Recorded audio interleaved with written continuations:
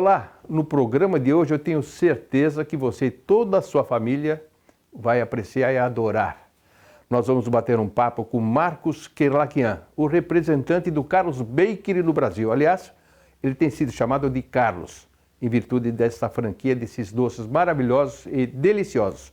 Deu uma aula de culinária, que eu não aprendi, e uma aula de empreendedorismo. Não perca, volto já.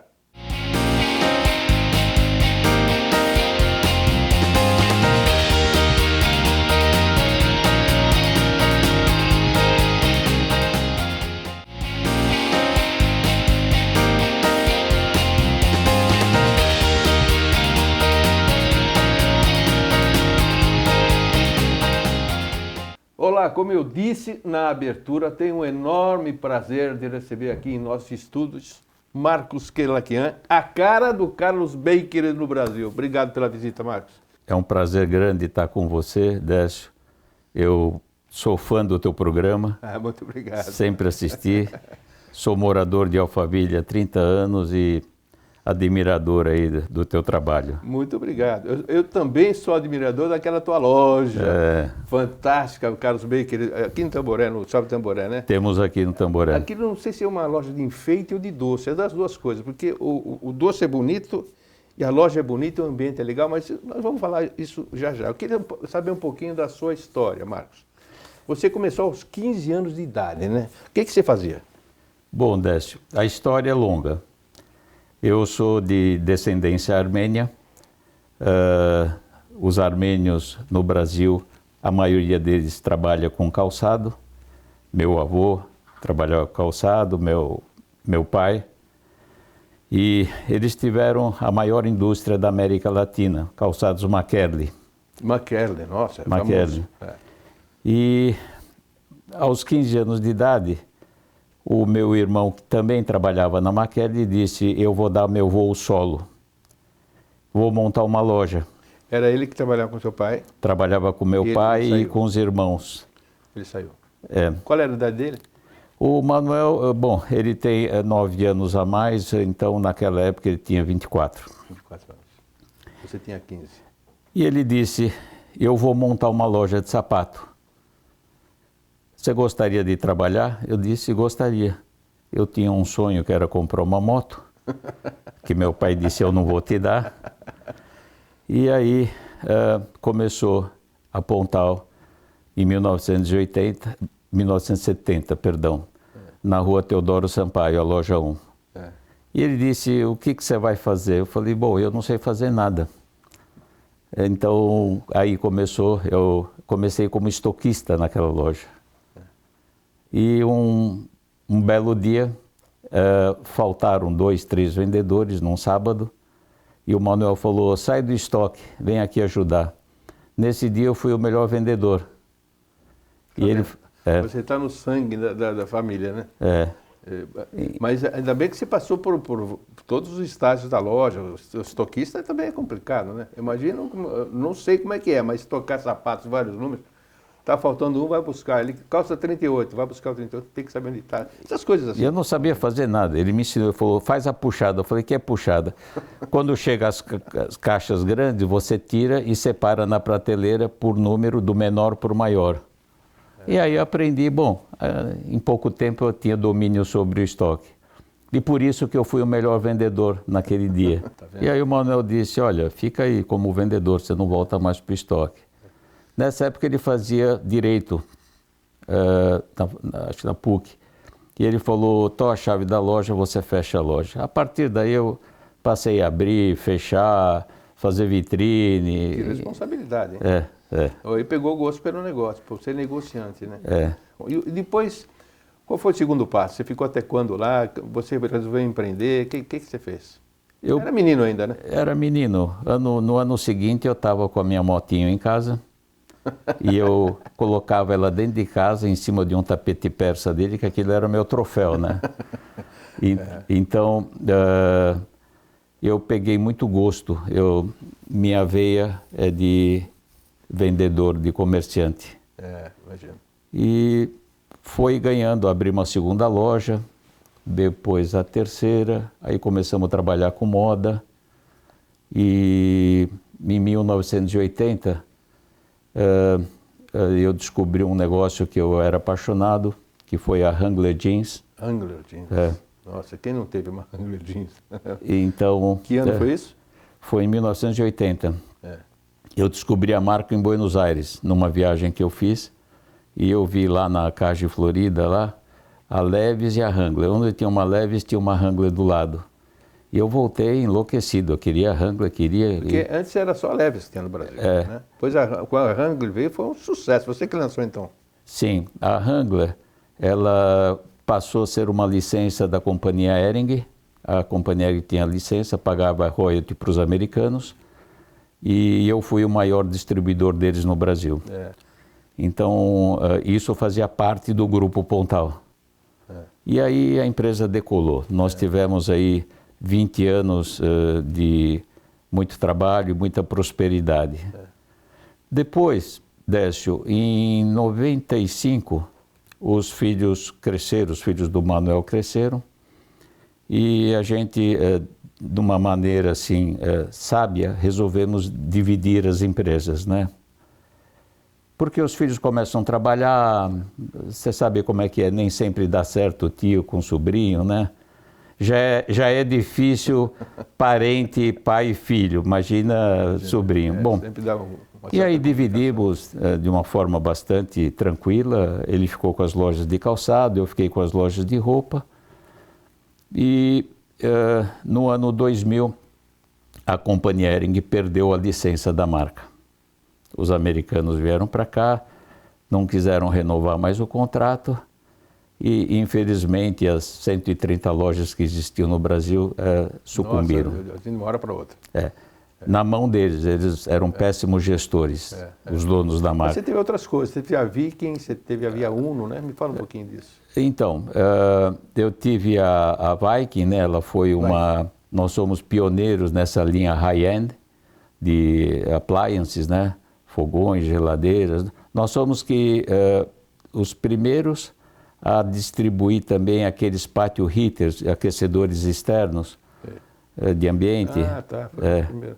Interessante. Mas foram operações bastante expressivas, né? Essa da Viking também.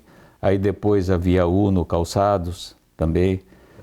Uma franquia que eu tive 20 e tantas lojas em São Paulo, sempre em São Paulo. E aí, num determinado momento, eu vendi a franquia para o franqueador. Estava pensando aí em me aposentar, quando de repente meu telefone toca e um amigo meu que morava em Miami disse: olha, tem um negócio aí de uma panaderia, você tem interesse nisso? Falei, panaderia, sexta-feira, 8 horas da noite. Falei, acho que o cara já tomou algumas taças de vinho, né? E aí ele falou, não, é a Carlos Bakery. Aí eu falei, opa. A minha filha caçula, que assistia as séries do Bud, falou, nossa, aquilo é o máximo. Um sucesso a série. É um sucesso, né? Enfim, o que aconteceu? O nome dele é Bud, né? Bud. Bud o nome dele é Bartolo. Bartolo. Bud é como ele é conhecido, Bud, né? Mas todo mundo chama ele de Carlos. Assim como você, eu acho que todo mundo chama de Carlos também. Não, ele é conhecido como Bud. Bud da Carlos Baker, ele também é conhecido como Cake Boss, né? Mas enfim, em 2014 ele teve num evento aqui no Brasil, gravando uma série, e na final tinha um bolo monumental de um Transformer. E isso aconteceu lá no Shopping Eldorado. Nesse dia, compareceram mais de 50, 60 mil pessoas lá. Nossa Senhora. Ninguém esperava isso, nem o shopping. E foi assim uma loucura. O shopping não estava estruturado, não tinha segurança, tiveram que fechar o shopping. O CT teve que desviar o trânsito da Marginal Pinheiros, travou a cidade por conta desse evento. Bom, aí caiu a ficha do Bud. Ele falou, eu tenho milhões de fãs no Brasil e esses fãs são órfãos, não tem uma única loja física no Brasil.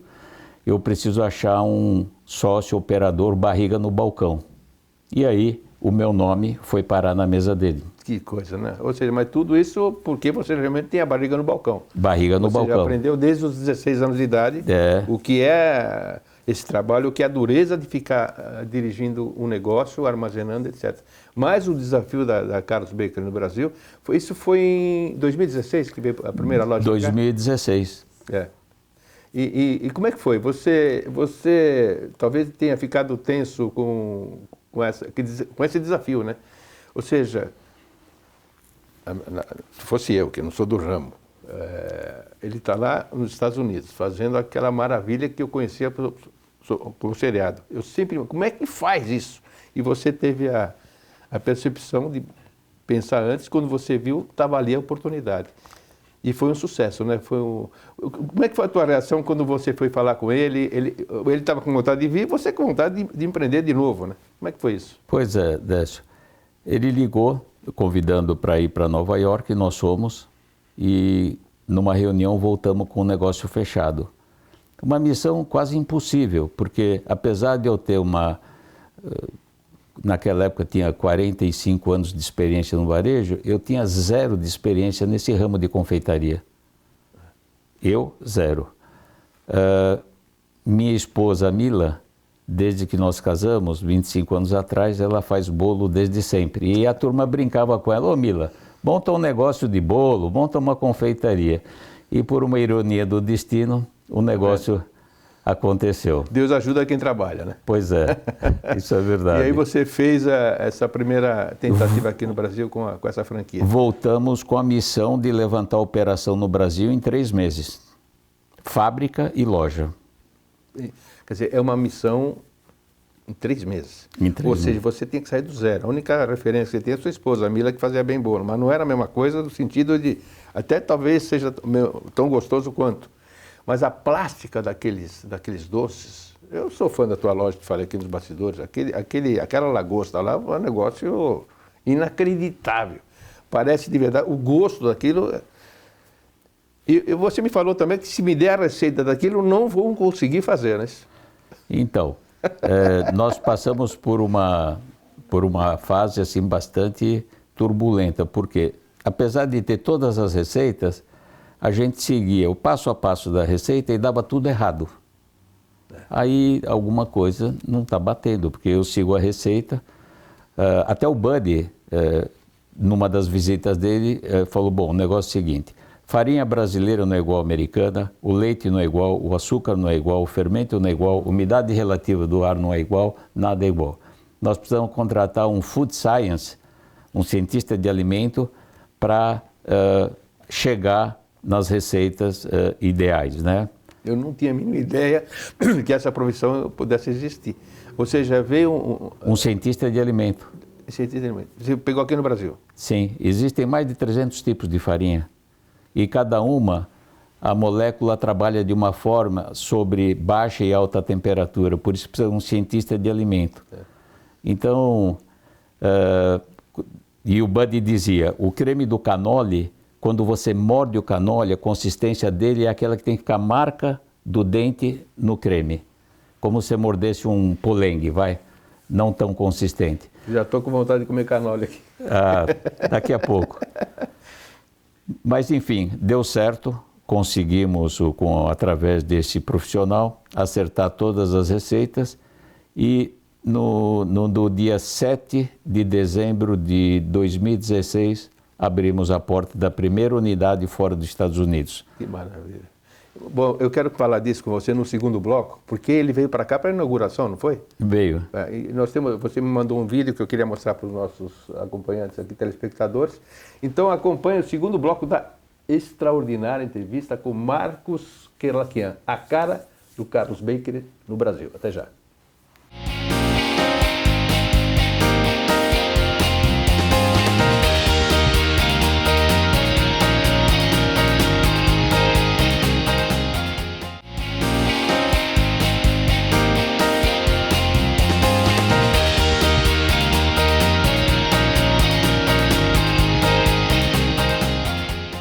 Segundo bloco da ótima entrevista com Marcos Kerlakian, que tem a licença do Carlos Bakery por 40 anos. vai demorar para acabar essa licença. E com o sucesso que você está fazendo, mais ainda. Quantas lojas você já tem no Brasil? Nós abrimos a 7ª mês passado no Shopping Morumbi, 7 lojas. que por sinal está indo de vento em popa. Porque é um fenômeno, não é? Eu acho que até o seriado dele acabou no Brasil por sua causa, porque é fazer propaganda de graça, imagino. Não é isso? Mais ou menos isso? Não, foi um contrato que ele tinha lá com a Record, e esse contrato tinha começo, meio e fim, mas ele está gravando uma nova temporada já. Ah, tá. E vem para o Brasil.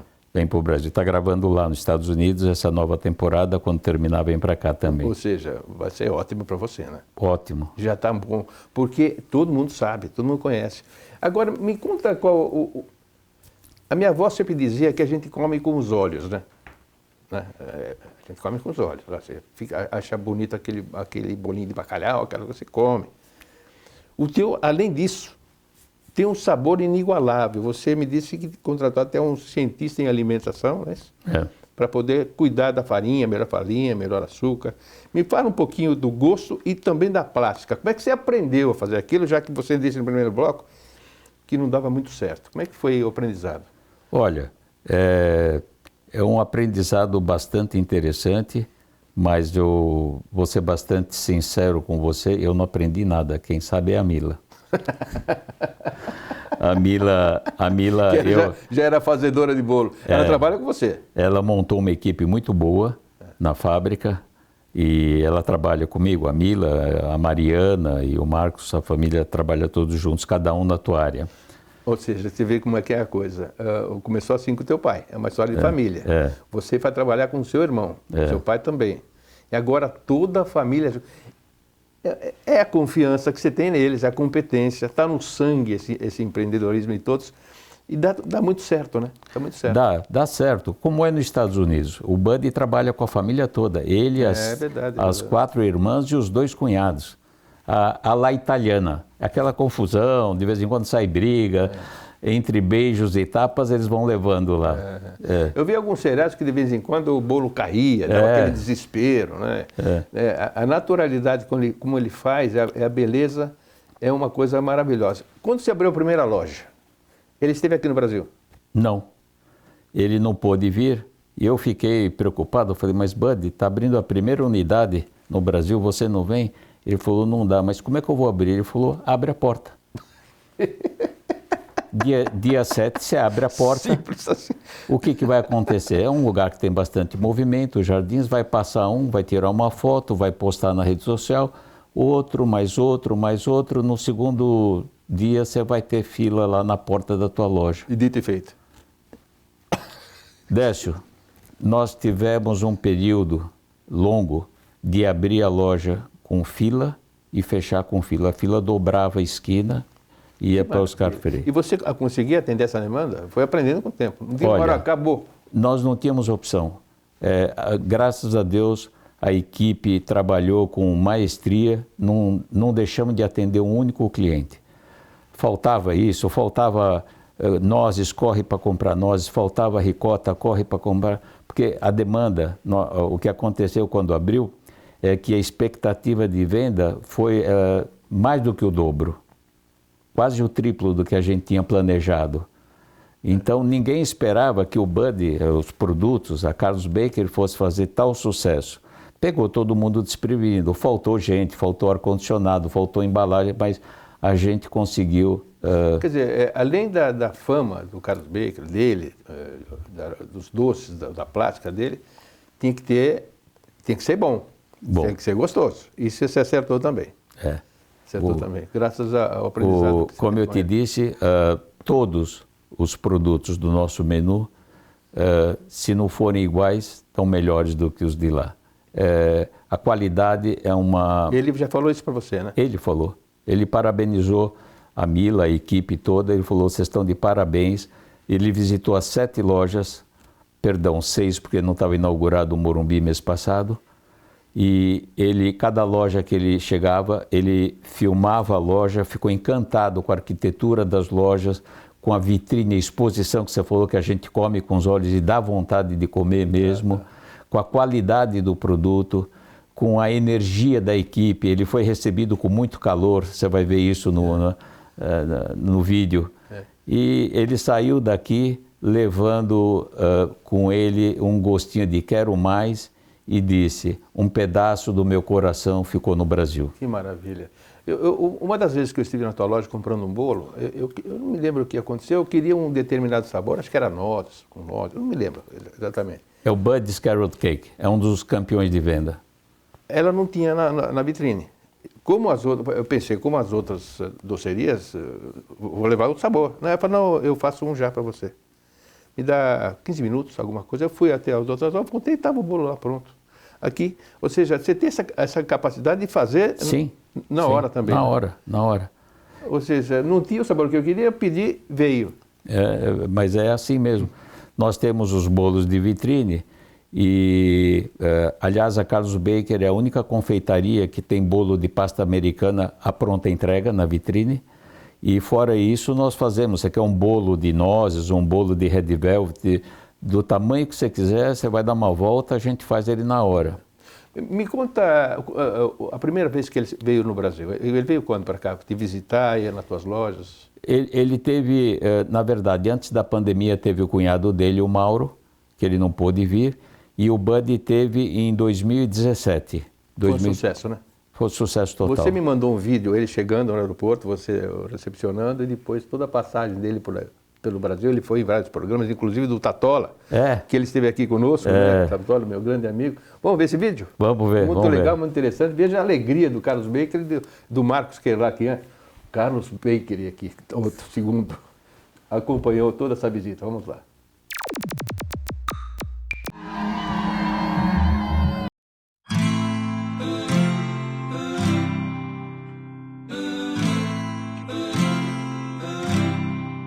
I'm digging in, getting ready for what comes. I'm digging in, nowhere for me to run. Gloves are coming off, I'm still looking for what's lost tonight. I'm digging in, I'm gonna go face my past. This mess I'm in is closing in so fast. So many nights I've wasted and all the dreams I'm chasing tonight, I'm digging in.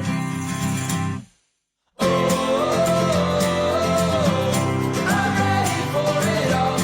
I'm ready for it. I'm ready for it all. I'm ready for it all. I'm ready for it. Yeah, I'm ready for it all. I'm digging in. Ain't gonna back down. I'll shake it off. I'll get up off the ground. I've heard the gold bells ring. I've heard the same birds sing. But tonight, I won't give in.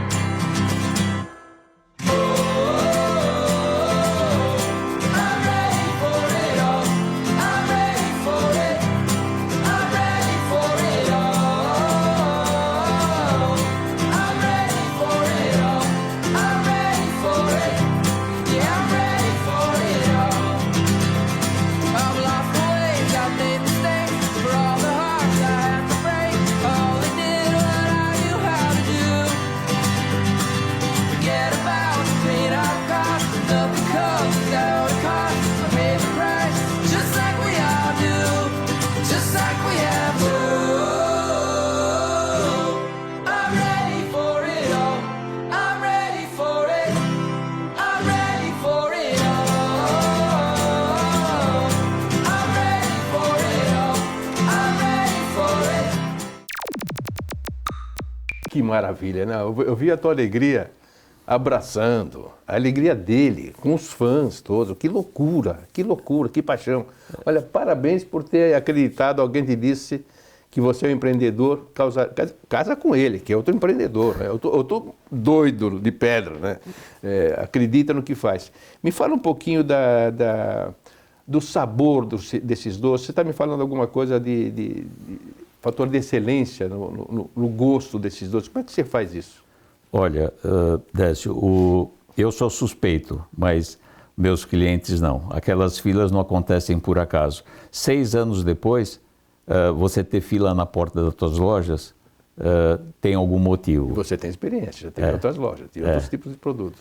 Então, nós temos alguns doces que são os best-sellers, o cannoli e o lobster, que é indescritível. O que eu digo, o lobster, que é o que se chama de calda de lagosta, na primeira mordida você geme de prazer. É muito saboroso, é crocante, e não é por acaso que ele se tornou o mais consagrado confeiteiro.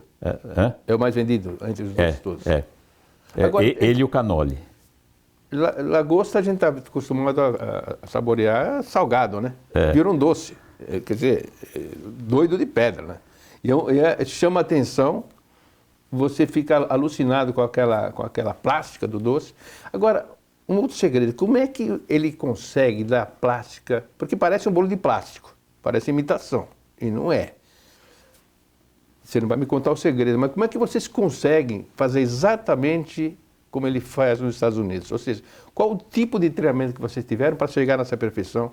Porque é difícil, não é para qualquer um. Eu imagino que outro concessionário, outro representante, talvez não tivesse a mesma, se não tivesse essa experiência que você tem, em excelência de qualidade, não conseguisse. Como é que vocês conseguiram?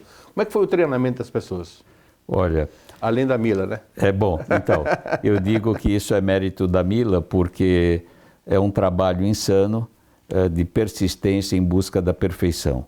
Então, ela cuida de toda essa parte fabril, ela criou uma equipe muito boa, que diariamente acompanha a produção. Você tem uma fábrica? Nós temos uma fábrica em Pinheiros, e essa fábrica... Ela fica lá o dia inteiro? Fica lá o dia inteiro. Sai de Alphaville e vai para lá todo dia? Todo dia. Ela cuida dessa parte, e a fábrica produz todas as bases. Essas bases vão para lojas e elas são finalizadas aos olhos do cliente.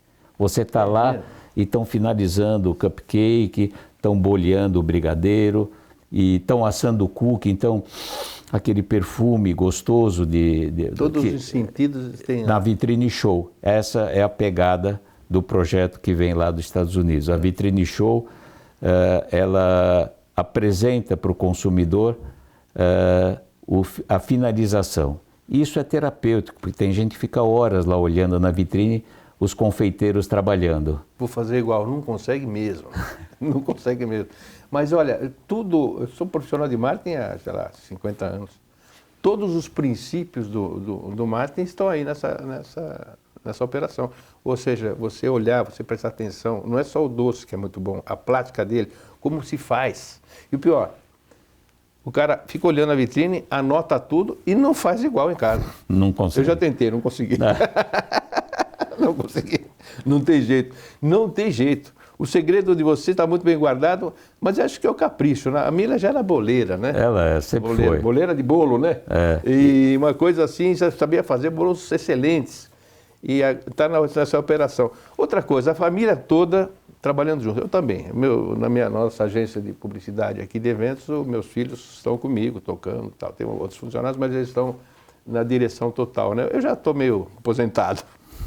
Gosto mais de fazer esse programa aqui. Você também, a família toda trabalhando juntos na mesma operação. Tem alguma rusga no meio, alguma briguinha, alguma discussão? Você ainda manda ou eles que mandam em você? Bom, é assim, trabalhar em família tem as duas situações, né? Bom, a Mila, como eu te disse, cuida da parte fabril, a Mila quer cuidar da parte administrativa, da parte... Ela é um pouco centralizadora, sabe? Ela quer cuidar de tudo, mas com maestria ela... Agora, ela cuidar da parte fabril, ela fazia bolo em casa, ela mesma, ela mandando nela mesma. Você testando. Agora também tem que tomar conta de pessoas, não é fácil. Não é fácil. Não é fácil. Essa é uma das missões mais difíceis. Aí a Mariana cuida da parte de marketing e treinamento. O Marcos Filho foi a pessoa que implantou o delivery na empresa. 1 ano antes da pandemia, foi o que nos salvou durante a pandemia. Você teve problema na pandemia? Como todos, né? Uma operação de confeitaria ficar fechada. Por exemplo, meu irmão ficou fechado, sofreu a falta da venda, mas o sapato não é perecível, né? Então, o doce... Porque os shoppings fecharam, né? Fecharam. E o delivery, que representou na época 20% do faturamento, foi o que nos manteve vivo durante a pandemia. Que coisa, né? E várias manobras foram feitas de férias, de suspensão, de etc., né? De redução, mas a gente conseguiu com maestria atravessar esse período turbulento. Mas me fala da família, quem mais está com vocês lá? A Mila, a Mariana? Marcos Filho, Filho. por enquanto só, e eu, né? E você? Que não manda nada. Não, quem manda são eles, na verdade. Mas assim, é bastante gratificante, de vez em quando a temperatura sobe, você sabe como é que é, né? No seriado também. O Carlos faz com a família e de vez em quando quebra o pau. É normal, isso acontece todo dia. Mas é assim, à noite a gente senta na mesa para jantar, eu estou jantando e estou falando de negócio durante o jantar. Então, de vez em quando tem que dar um break aí, né? De vez em quando você leva um docinho desse para comer em casa? Leva, né? De vez em sempre. De vez em sempre. Ó, eu sou suspeito, Décio, mas eu vou te dizer uma coisa. Eu posso afirmar com propriedade que os doces da Carlos Bakery, o Lobster, o Cannoli, o nosso Red Velvet, eles são... Não dá para explicar. É só comendo para saber o quanto aquilo é saboroso. Eu sou testemunha que eu sou teu cliente há muitos anos, não te conhecia pessoalmente, né? Mas ouvi falar da sua fama, da sua capacidade como empreendedor, né? Você já tem história, né? E de toda a família também, né? Todos estamos de parabéns. E eu acho que todo mundo aprecia essa marca e adora e ama esse tipo de doce. Marcos, eu fiquei muito feliz com a tua entrevista, eu queria... Muito obrigado, Décio. Te agradecer, parabéns por tudo que você está fazendo, viu? Parabéns para a tua família, principalmente, para Muito obrigado Mariana, pelo convite. pelo teu filho, e fiquei muito feliz, foi uma grande entrevista, obrigado. Eu que agradeço, sucesso para todos. Muito obrigado. Obrigado. Esse foi Marcos Kerslakian, como eu disse, a cara do Carlos Bakery no Brasil. Um empreendedor de sucesso que deu um show de entrevista aqui no nosso programa Propaganda e Negócio. Eu espero que todos vocês tenham gostado e até a próxima. Tchau.